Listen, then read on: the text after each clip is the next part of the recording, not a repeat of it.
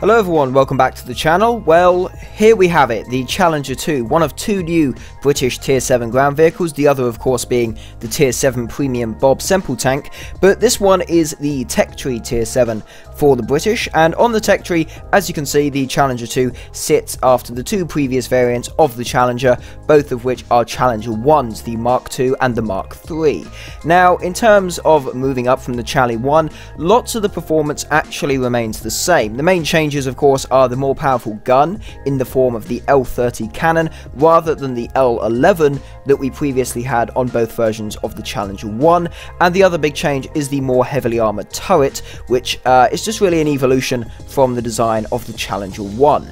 Now, in terms of playstyle, it certainly does remain in line with the Challenger 1, this being that it is a good idea to try and keep your distance from the enemy. Generally, this is a very good sniper. You want to be using that to your advantage. Keep distance, use it as a sniper, and long range really does help to hide most of the major weak spots. For example, the lower frontal plate, you can use this in a long range hull down position, really only exposing your turret section, which is the more heavily armoured part of the tank.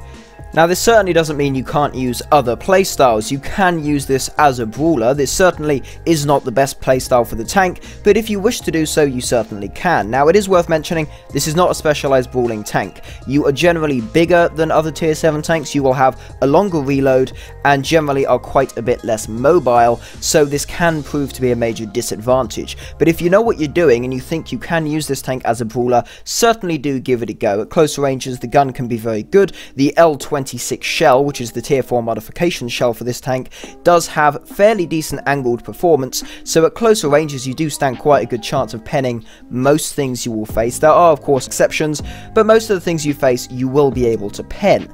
Now, obviously, being a brawler, it is not the best thing for this tank. I would personally advise using it at longer ranges, although in this video you are going to see examples of both types of playstyle. So with that all said, let's go take a look at some gameplay. I will be listing some of the statistics during the gameplay, although I won't really be looking at the stat card or the armor profile all that much. So if you are interested in those sort of things, go take a look at them in the in-game preview mode. So with that said, let's go get into some gameplay.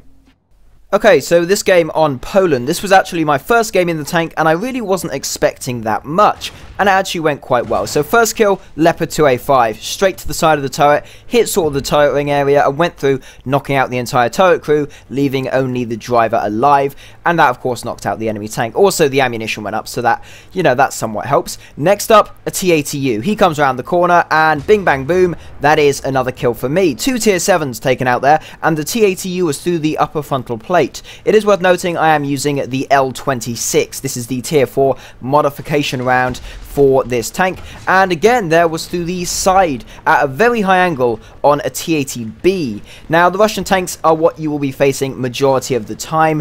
You will of course be seeing Leopard 2A5s quite commonly as well, so I would advise going into the stats, going into the preview, looking at those enemy tanks and finding out what the major weak spots you can pen are.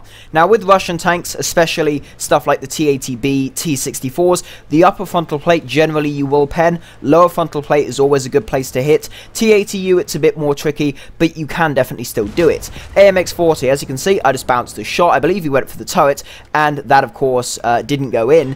And now I'm just sitting here, and it just takes another shot to finish him off, giving me my 5th kill in this game. Unfortunately, I was then killed. I tried yeeting it into a Leopard 2K. Just before I fired, he was able to get me, and that was the end of my first game in the Challenger. So this next game is one I was actually quite happy with. I started off by getting 3 leopards killed in a very short space of time. There is the first one, through effectively the upper frontal plate, straight through that frontal armor. In the leopards, with the L26 round, you will always be able to pen that frontal armor as long as you're at somewhat of a reasonable angle. There's another one shot in there, he's loader and cannon breacher out, he isn't going to be able to do so much. He tries escaping, luckily, you know, the other leopard there disappears, he's just respawned, so that means I can just wait for him to come into view and fire a shot in. Hit the upper frontal plate again, went through, knocked out the remainder of the crew, giving me my second kill. I go up, oh, what's that? Was that a shot from the side there? Oh! Hello there, Mr. Leopard, and kaboom, there we go, straight through the lower frontal plate this time, giving me my 3rd leopard kill in a very short space of time. Now in this game, moving along to the next bit, another leopard. This time he does actually damage me. I come around the corner and bang, through the side armor, hits my engine area, sets me on fire, and boom, lower frontal plate. The front of the leopard, major weak spot. Go for that. Leopard 2A4, you can in most cases pen the turret, especially the mantlet. 2A5, don't bother with the turret, just go for the chassis. Hit the front, you will likely knock out some major stuff. Leopard 2K, and bang, straight through the side, giving me my 5th kill in this game. Another race game, and after that I unfortunately did die. So getting right into the next game, I do start off by sort of spotting a Leopard 2A5. He is obviously sniping, focusing on something else. So I move in, and all it takes is a single shot to the lower back of the turret to go through and knock out the entire turret crew, giving me my first kill in this game on a Leopard 2A5. It is very satisfying to kill Leopard 2A5s, T80Us, all those sort of things. It is great when you kill them. Now here's another 2A5 just up from the hill. There is also a KPZ-70, so I'm just sort of hiding off behind the remains of this this Leopard 2A5. The MBT is on fire, and what's that? Oh, it's a Bagel Panzer. So I take a shot, and yeah, it goes through, it damages some ammunition, doesn't explode though, and luckily that just took out my machine gun. So I was able to shoot him again and get another kill, so certainly very good there. There is another, and there we go. That was a German ATGM carrier, the Ragjackenpanzer. Probably butchered that. Do let me know if I did, but you know, I tried, guys.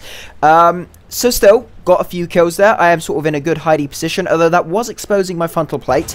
And there we go, straight through the front, straight through the radar dish, into the turret, knocking out that enemy Geopard. I know I call it the Geopard. I know it's supposed to be Jeopard or something, but I don't care. I'm not German. Do not question my pronunciations. But anyway, this game, I got 6 kills. I almost died. I basically died at the end of the game. I was on fire. I was just burning to death. But that was the end of the game. 6 kills and only 3rd on the team. But still, I was fairly happy with that one. Now, this next game started off by me trying to flank, and I was interrupted by a little Russian boy, who I purposefully yeeted, and, you know, straight through the upper frontal plate on a T64. Really not an issue for the old 26 round. Next up, I saw a Hind, and I just thought I would do a little yeet, and I actually killed him. Now this round, this gun really is mostly designed for longer range, for sniping. So it is actually quite easy to shoot at helicopters that are both stationary and on the move. Here's a little shulker just sort of firing some shots over in his direction. Second shot goes through the front, knocks out the remainder of the crew. And this next kill definitively proves that BaconGaming uses cheats. So I hit this guy, he drops down some smoke, and yeah, I fire. I do sort of miss that shot. I was a bit low, but I raise up. I know his track's out, and I fire another shot, and I kill him through the smoke, which proves that I cheat. You heard it here first, guys. I cheat. You heard it here first. So this next game is one I was happy with. Quite a few kills in a short space of time. Leopard 2A4. He's on fire. He can't shoot. He can't move. So all it takes is another shot. I'm about to fire, and oh god, it's an hour yet. And there we go. He's dealt with. I don't think him just driving out like that was such a good idea. And now just to finish off the A4, there we go. One shot to the back of the turret is usually what will work the best. And here's a 2A5. I've already set him on fire, and it just takes a quick yeet shot into the side to give me my 3rd kill of this game. Now next up, I am sort of being a bit hidey, sneaky breaky over here, moving along, and I see some movement, so I yeet a shot, and there we go. Through the back of a Leopard 2K, giving me my 4th kill in that game. On to the next game. This is a single kill shot, a single kill clip. This was a snipe I was incredibly happy with. I see the guy stop just behind the trees. I yeet it, and there we go. A Leopard 1 A1A1L44 from very long range, showing how good of a sniper this thing can be when you get to knowing what you're doing. Now, obviously, T80U again, upper frontal plate. And also, his shot bounced off my turret cheek, so certainly very good to see that happen. These turret cheeks, if someone shoots at them, they're a complete idiot. Now, of course, the mantlet is quite weak. That is a weak spot. The major weak spots frontally on this are the driver's port on the chassis, the mantlet, and the lower frontal plate. So, a good half, I would say, of the frontal profile is actually a major weak spot. Now, with that all aside, I do want to say, before I sort of gathered footage for this video, before I started playing the Charlie 2 on the live server, I did watch quite a few other people's videos, some of which were incredibly negative, some of which were rather positive about the vehicle. So I was in a situation where I was thinking, am I going to love this tank? Am I going to hate it? And I am really happy to say that I have loved playing this thing. My KD is almost actually at 2 kills to 1 death. It's just below. And, you know, I really wasn't expecting that. I was just really hoping it wouldn't be another Challenger 1 situation where the vehicle is completely incorrect and not really a good representation of the real one. But also it's very difficult to play, and it's more of an assist machine rather than a killing machine. I do think this is the opposite for this. This can get kills very nicely, the gun is very powerful, it can be used really in both a sniping and a brawling playstyle incredibly well, and really with a lot of fun for the player. I would dare say I've had more fun playing this than I have playing the Leopard 2A5 or the M1A1. That might just be because I'm a British player and I like British tanks, and obviously the Challenger 2 being added, that's pretty insane actually. To think where we were 2 years ago, we now have the Challenger 2 in game. But I'm really happy to report I was incredibly happy to play this vehicle. I would certainly advise any British tank fans who have not tried it out yet, if you were near researching it, certainly research it, give it a go. You will likely enjoy it very much. And always remember, if you want to grind it faster, there is always that Bob Semple Premium in Tier 7 as well. Anyway, just to reiterate what I've already said, I was incredibly happy to play this vehicle. I had a real blast playing it. It was much more fun than I expected. So certainly do go give it a go if you are a fan of British tanks. Anyway, thank you very much for watching. If you did enjoy, please consider smashing the like button. Maybe even subscribe to the channel. If you do, that would be massively appreciated. There will be much more 1.87 content coming soon. Thank you again for watching, and I will see you in the next one.